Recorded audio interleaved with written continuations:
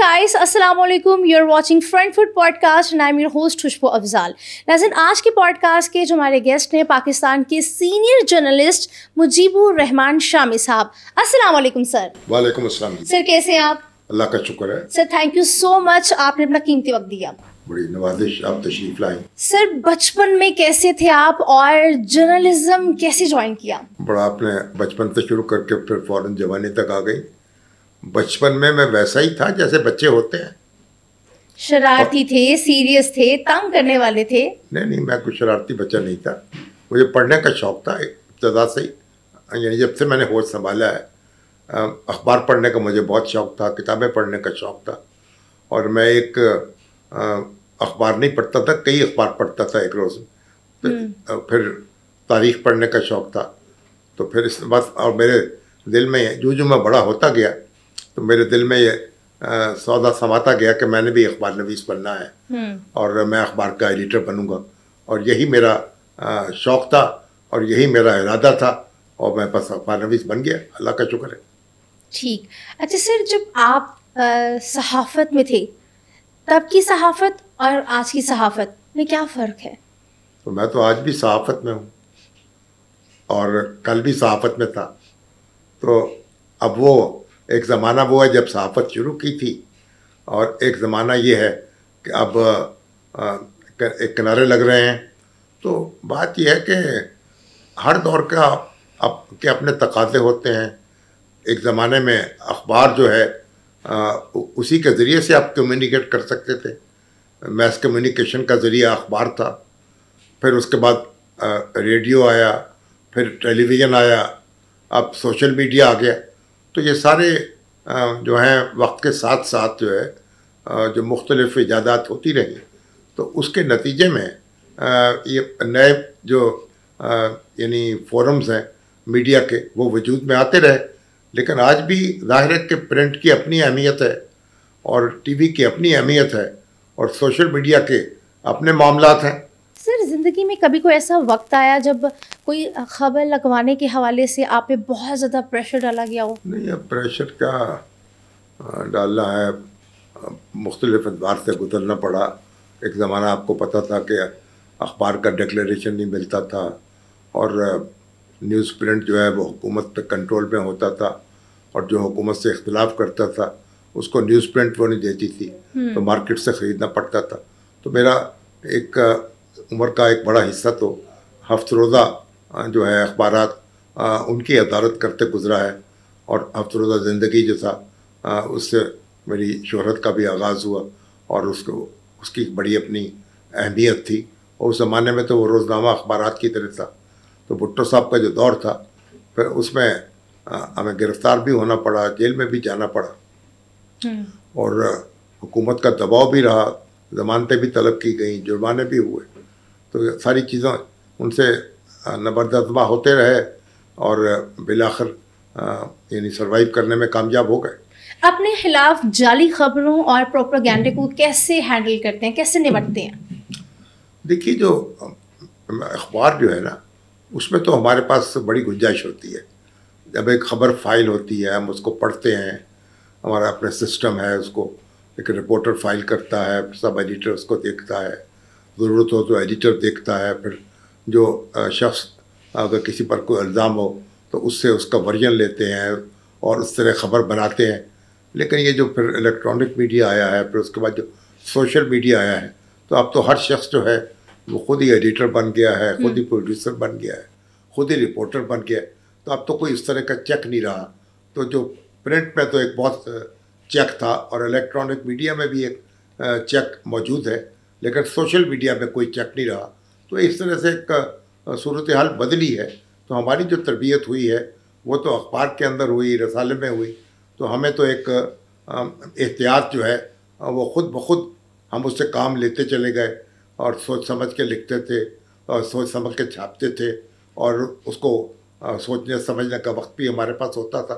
سر اقتدار میں آنے سے پہلے حکومت کی جانب سے بڑے وعدے دعوے کیے گئے کہ عوام کو ریلیف دیا جائے گا. اب ہم دیکھتے ہیں کہ کبھی بجلی کی قیمتیں بڑھا دی جاتی ہیں, کبھی پیٹرول کی قیمتیں بڑھا دی جاتی ہیں. عوام تو بہت پریشان دکھائی دے رہے ہیں. کیا سمجھتے ہیں کہ حکومت کے پاس کوئی فائنینشیل پالیسی نہیں ہے جس کی وجہ سے وہ ان چیزوں کو کنٹرول کر سکے, عوام کو کوئی ریلیف مل سکے؟ دیکھیے حکومت جو ہے ہمارے ہاں مختلف حکومتیں جو ہیں ان کی ناقص کارکردگی کی بنیاد پر آج ہمارے یہاں بجلی بہت مہنگی ہے. ہم پانی ہمارے پاس وافر مقدار میں موجود تھا, ہم پانی سے بجلی پیدا نہیں کر سکے. وہاں ہم نے جھگڑے کھڑے کر لیے, ڈیم نہیں بننے دیں گے, اور اس پہ سیاست شروع ہو گئی. تو ہمیں ساری بجلی جو ہے اس کو پیدا کرنا پڑا پھر تھرمل پر, یعنی اب بجلی کا بڑا حصہ جو ہے وہ تیل سے پیدا ہوتا ہے یا گیس سے پیدا ہوتا ہے. وہ گیس بھی ہم کو امپورٹ کرنی پڑتی ہے, تیل بھی امپورٹ کرنا پڑتا ہے, اور پھر یہ ہے کہ کارخانے ایسے لگائے کہ آپ بجلی استعمال کریں یا نہ کریں, ان کی کیپیسٹی پیمنٹ آپ کو دینی پڑتی ہے. تو جو حکومتیں ہماری جو ہیں ان کی جو ناقص کارکردگی ہے اس کا نتیجہ یہ نکلا ہے کہ ہم اپنے اختیارات جو ہیں اپنے جو وہ تو ہم استعمال کرتے چلے گئے, لیکن ہم نے کسی اپنے آپ کو حدود و قیود کا پابند نہیں رکھا. ہمارے اخراجات زیادہ تھے, ہماری آمدن کم تھی, اور ہوتے ہوتے کیا ہوا ہے اب یہ وفاقی حکومت جو ہے اس کی جو انکم ہے وہ 8,000 ارب روپے کے قریب ہے, اور 8,000 ارب روپے جو ہیں وہ قرضوں کا سود ادا کرنے میں نکل جاتے ہیں, اور باقی سارے اخراجات پورے کرنے کے لیے پھر نئے قرضے لینے پڑتے ہیں. سر گورنمنٹ کی طرف سے پارلیمانی اور عدالتی اقدامات کیے گئے, لیکن پھر بھی پی ٹی آئی کو ختم نہیں کیا جا سکتا. اس حوالے سے کیا کہیں گے؟ پی ٹی آئی دیکھیں, جو سیاسی جماعتیں ہوتی ہیں وہ کوئی کسی کو آپ قید کر دیں یا اس پہ مقدمے چلا دیں یا کوئی ورکرز کو پکڑ لیں, تو اس طریقے سے جماعتیں ختم نہیں ہوتی. اور ہماری جو ہسٹری ہے سب کانٹیننٹ کی, اس میں تو سیاست جو ہے اور جیل کا ایک چولی دامن کا ساتھ ہے. تو ہمارے یہاں تو کہتے ہیں کہ جو ہتھکڑی ہے وہ سیاست دانوں کا زیور ہوتی ہے. تو ہمارے اس وقت آپ دیکھیں کتنے بھی سیاست دان ہیں, زرداری صاحب ہیں یا نواز شریف صاحب ہیں یا شہباز شریف صاحب ہیں, سب کو جیل جانا پڑا ہے, سب نے مقدمے بھگتے ہیں, لیکن ان میں سے ان کی سیاست ختم نہیں ہوئی. تو عمران خان صاحب جو ہیں اس وقت ابتلا سے گزر رہے ہیں, ان کا آزمائش کا دور ہے, لیکن اس سے مطلب یہ نہیں ہے کہ ان کی سیاست ختم ہو جائے گی. ان کی سیاست اپنی جگہ موجود ہے اور مقدمے جو ہیں وہ بھی اپنی جگہ موجود ہیں. سر پی ٹی آئی کی جانب سے جسے کہتے ہیں انٹرنیشنلی اور نیشنلی طور پر پریشر بلڈ کیا جا رہا ہے گورنمنٹ پہ, اور یہ تحریک بھی شروع کرنے لگے ہیں, تو اس تحریک کو کیسے دیکھتے ہیں آپ؟ نہیں, پی ٹی آئی جو ہے مجھے تو بڑی ہمدردی ہے اس سے بھی, اور خان صاحب سے بھی بڑی ہمدردی ہے. میری دعائیں ان کے ساتھ ہیں کہ کسی طریقے سے ان کی مشکلات کم ہوں اور وہ اپنا سیاست میں کردار ادا کر سکیں. لیکن انہوں نے جو حکمت عملی اپنائی, اگر وہ ایک نارمل ایک پارلیمنٹری پالیٹکس جو کرتے رہتے تو ان مشکلات کا سامنا نہ کرنا پڑتا. لیکن اقتدار کے چھوڑنے کے بعد یا اقتدار سے بے دخل ہونے کے بعد انہوں نے سڑکوں کی سیاست اپنا لی ہے, وہاں ہنگامہ کیا ہے, اداروں سے جھگڑا شروع ہو گیا ہے, اور اب بھی ان کے بیرون ملک حامی جو تھے وہ بس صدر ٹرمپ سے امیدیں لگائے بیٹھے تھے کہ وہ آئیں گے تو ان کو رہا کرائیں گے.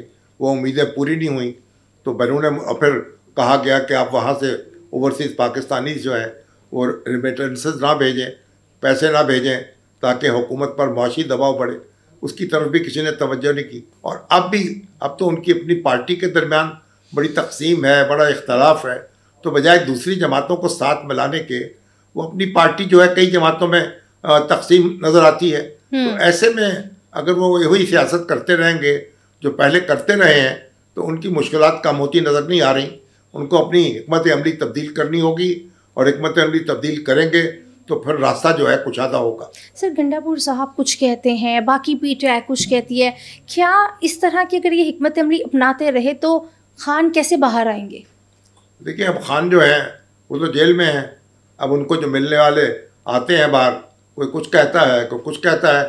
اب تو جو گنڈاپور کے سر پر بھی ان کا ہاتھ ہے, اور گنڈاپور کے مخالف جو ہیں ان کو بھی وہ کہہ رہے ہیں کہ بھائی آپ احتیاط سے کام لیں اور مل جل کر کام کریں. تو اب انہوں نے ایک تحریک چلانے کی ان کو کال دی ہے اور کہا ہے کہ تحریک چلائیں. آپ کس طرح کی تحریک چلائیں گے کیسے اس کو آگے بڑھائیں گے. تو 5 اگست انہوں نے ڈیڈ لائن دی تھی اور گنڈا پور صاحب نے 90 دن کی ڈیڈ لائن دے دی ہے. تو ایک ابہام ہے اور کنفیوژن ہے. اور اب دیکھتے ہیں کہ جو غم و غصے کا اظہار جو ہے وہ تو کر رہے ہیں عمران خان صاحب. تو انہوں نے جو ٹویٹ بھی کیا ہے وہاں سے, اور گرجے برسے بھی ہیں, اور ظاہر کے اسٹیبلشمنٹ پہ بھی گرجے ہیں, اور اپنی مشکلات کا بھی ذکر کیا ہے, اور کہہ رہے ہیں کہ بڑی میں مشکل جیل ہے جو کاٹ رہا ہوں, میں اور میری اہلیہ جو ہیں وہ بھی مشکلات کا شکار ہیں, ہمیں سہولتیں نہیں دی جا رہی, اور لوگوں کو کہہ رہے ہیں کہ وہ اٹھیں اور اٹھ کے یعنی ایک قسم کا کھڑے ہو جائیں اور ان کی جو کاروبار زندگی معطل کر دیں تاکہ ان کی رہائی کا کوئی امکان پیدا ہو. عوام نکلے گی اس بار؟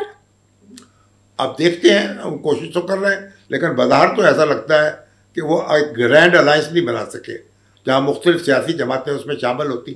اگر گرینڈ الائنس بنا لیتے تو ان کی طاقت میں اضافہ ہوتا, تو ان کی مشکلات میں کمی ہونے کا امکان تھا. اچھا, گنڈا پور صاحب جو ہیں, جب کوئی پی ٹی آئی کا جلسہ ہوتا ہے یا کوئی تحریک چلائی جاتی ہے, یہ کے پی کے سے نکلتے ضرور ہیں لیکن پھر یہ اچانک ہی کہیں گم ہو جاتے ہیں, تو پھر بعد میں آ کے کہتے ہیں کہ میں وہاں تھا, یہ تھا, وہ تھا.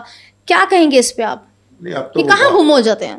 اب تو وہ باہر ہیں اور دندنا رہے ہیں اور خوب گرج برس رہے ہیں, مگر یہ ہے کہ ظاہر ہے لوگوں کو ان سے شکایات بھی ہیں, اور مولانا فضل الرحمان جو ہے ان سے بھی ان کے اٹکھڑکا جاری ہے, اور مولانا فضل الرحمان پر بڑی توقع تھی کہ وہ ان کے ساتھ اتحاد بنا لیں گے, تو وہ اتحاد تو نہیں بنا سکے.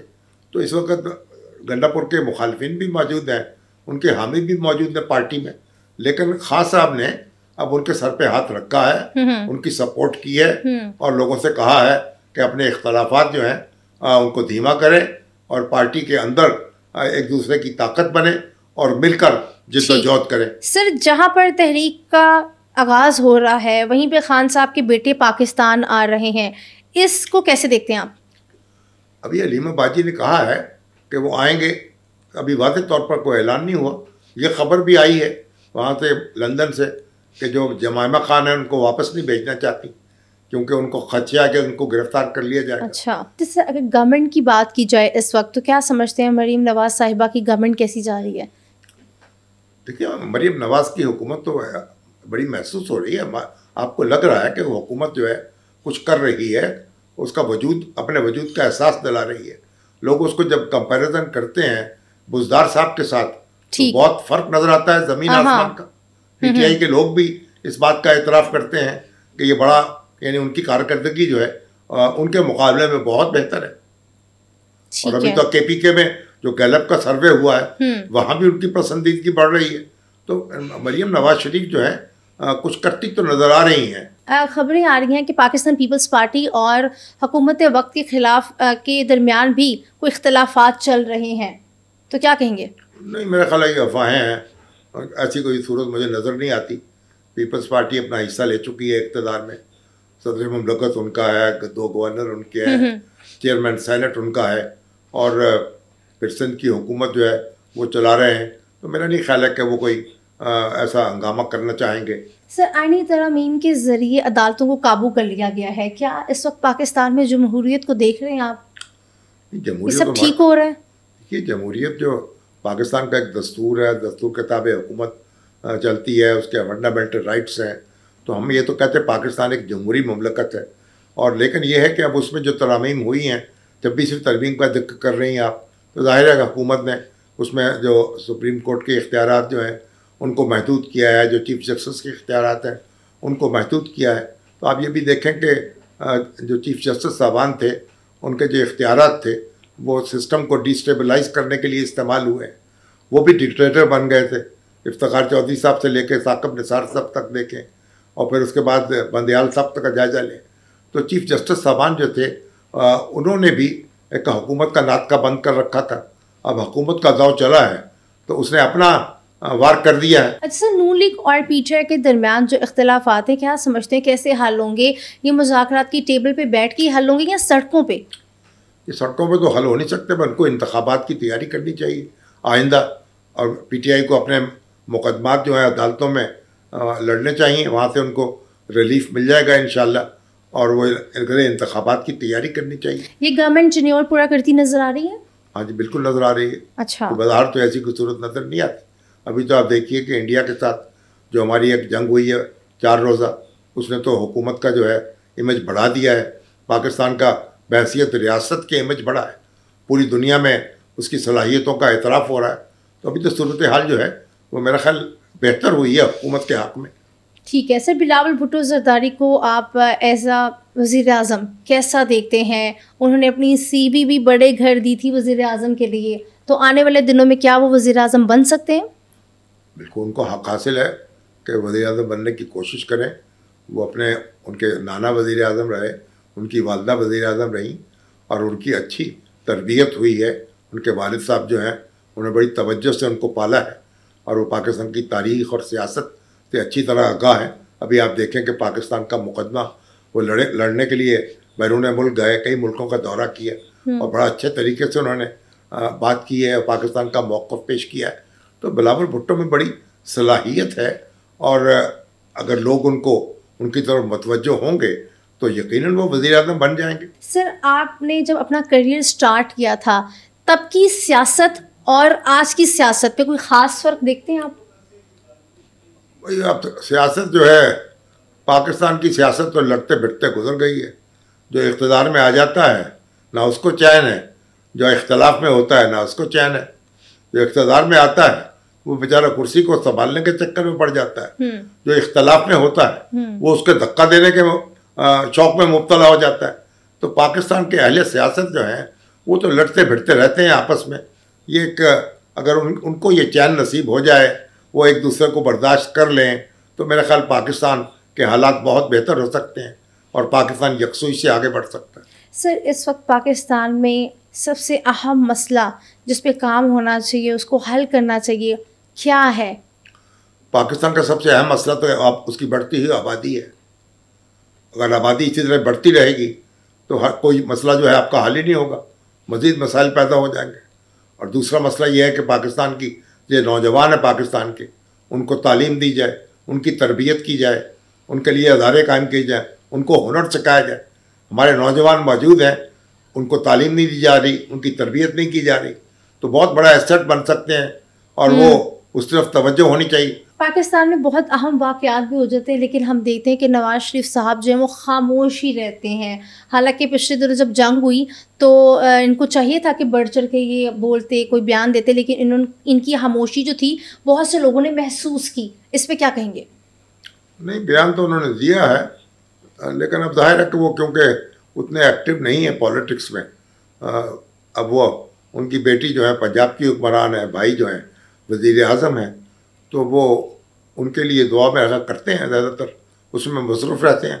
تو اچھا, ویسے یہ خبریں گردش کرتی ہیں کہ نواز شریف اور شہباز شریف ایک ہی ہیں, جو نواز شریف چاہتے ہیں یا کہتے ہیں شہباز شریف وہی کرتے ہیں, تو در حقیقت حکومت نواز شریف ہی کر رہے ہیں.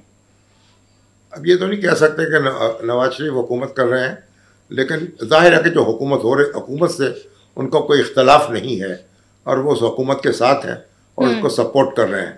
ٹھیک. سر جاتے جاتے یہ بتا دیں کہ خان صاحب کب تک آپ کو باہر آتے دکھائی دیتے ہیں؟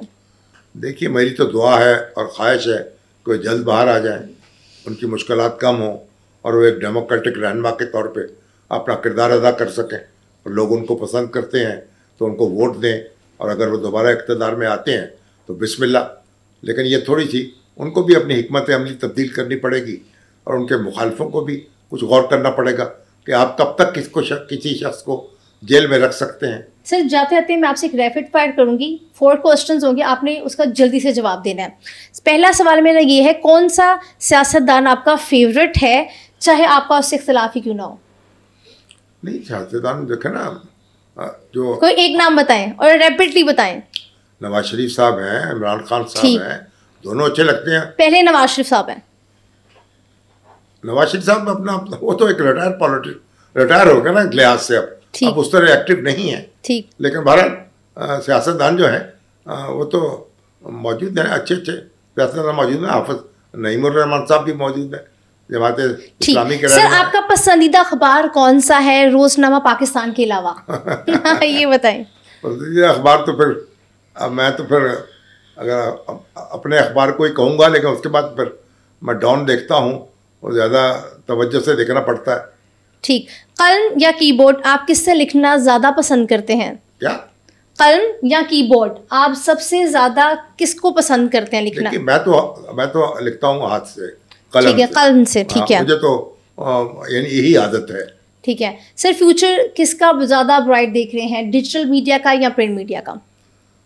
نہیں, پرنٹ میڈیا, ڈیجیٹل میڈیا جو ہے ظاہر ہے کہ وہ ایک منٹ میں آپ پوری دنیا میں آپ کا پیغام پہنچ جاتا ہے ڈیجیٹل میڈیا کے ذریعے. اس کی اپنی افادیت ہے, لیکن وہ غیر ذمہ داری جو وہاں اس کے ذریعے آئی ہے, جو فیک نیوز پھیلائی جاتی ہیں, اس سے تو وہ ایک بڑا خطرہ بن گیا ہے ڈیجیٹل میڈیا.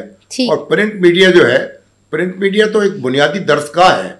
جو لوگ پرنٹ میڈیا کی بھٹی سے نہیں گزرتے وہ اچھے اخبار نویس نہیں بن سکتے, ان میں ذمہ داری کا عنصر پیدا نہیں ہو سکتا. تو اس لیے پرنٹ میڈیا جو ہے اس کی طرف بھی ہمیں توجہ دینے کی ضرورت ہے. اور آپ دیکھیے ہمارے ہمسائے ملک میں پرنٹ میڈیا اس کو زوال نہیں آیا, اور پرنٹ میڈیا ابھی تک جو ہے مؤثر ہے.